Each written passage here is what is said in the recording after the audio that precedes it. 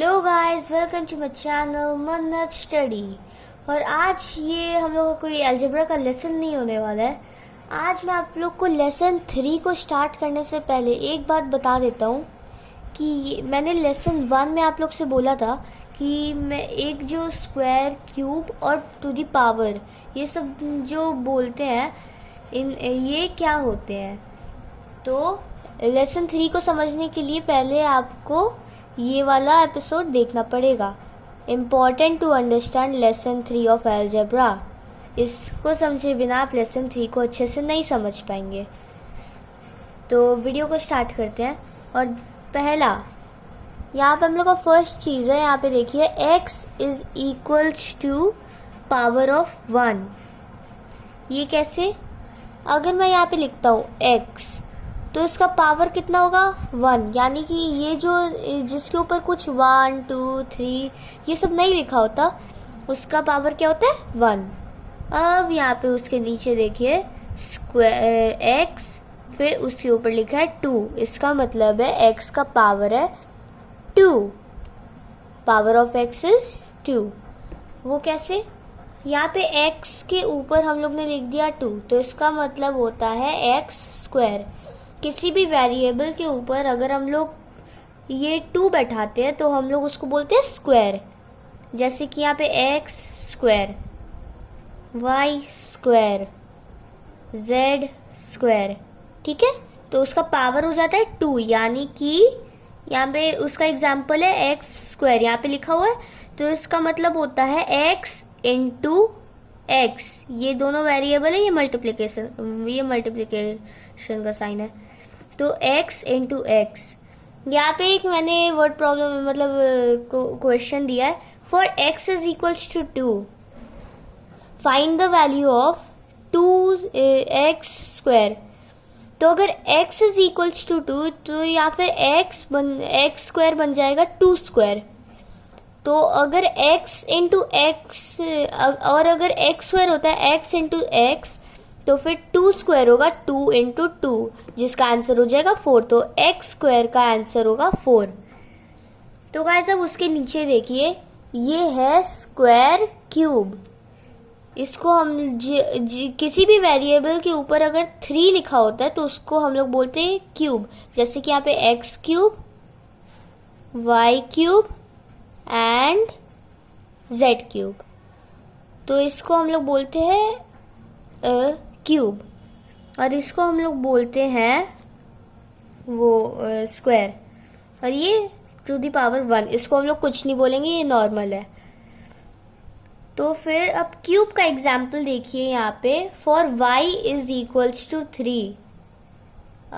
ये रहा क्यूब का एग्जाम्पल। ये है क्यूब का example. For x is equals to -2। ये भी थोड़ा इंपॉर्टेंट पार्ट है इस वीडियो का, तो इसको भी ध्यान से देखिएगा। 8z क्यूब, यहाँ पे z क्यूब आ रहा है, यानी कि z into Z into Z. तो फिर यहाँ पे उसके पहले एक कांस्टेंट नंबर भी है जो कि है 8। तो उसको ध्यान में रखते हुए हम लोग लिखेंगे 8 into z into Z into Z. जितने एक अलजेब्रिक एक्सप्रेशन में जितने भी कांस्टेंट और वेरिएबल्स होते हैं उनको हम लोग मेनली मल्टीप्लाई करते हैं, ठीक है।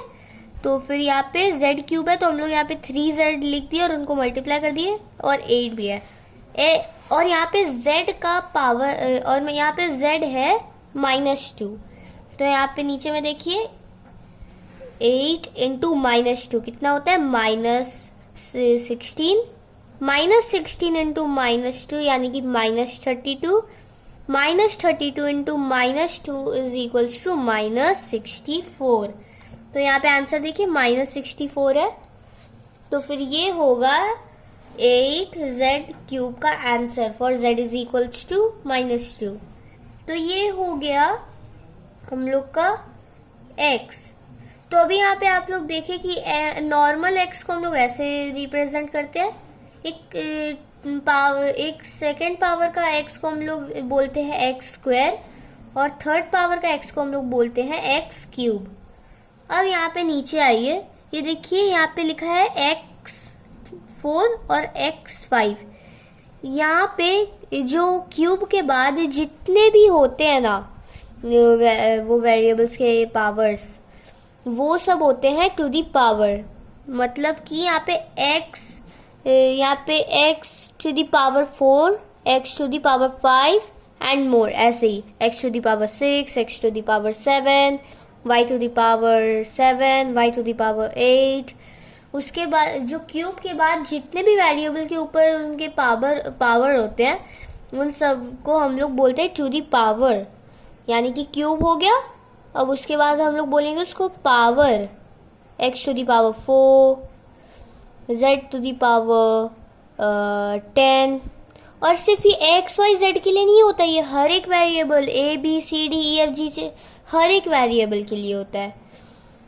तो फिर यहाँ पे कुछ और, for y is equals to 3 y, तो फिर यहाँ पे हम लोग का एल्जेब्रा एक्सप्रेशन है y स्क्वायर। यहाँ पे एक एक्स्ट्रा सम दिया हुआ है y स्क्वायर, तो यहाँ पे y इंटू वाई, y कितना है 3 है, तो फिर y स्क्वायर यानी कि y इंटू वाई, तो फिर मतलब कि 3 स्क्वायर और 3 इंटू 3, तो 3 इंटू 3 कितना होता है 9, तो इसका आंसर होगा 9। तो गाइस यही था आज का वीडियो, और आई होप कि आप लोग को वीडियो समझ में आ गई हो, और अगर समझ में आई तो फिर subscribe, like, comment and share करना मत भूलना।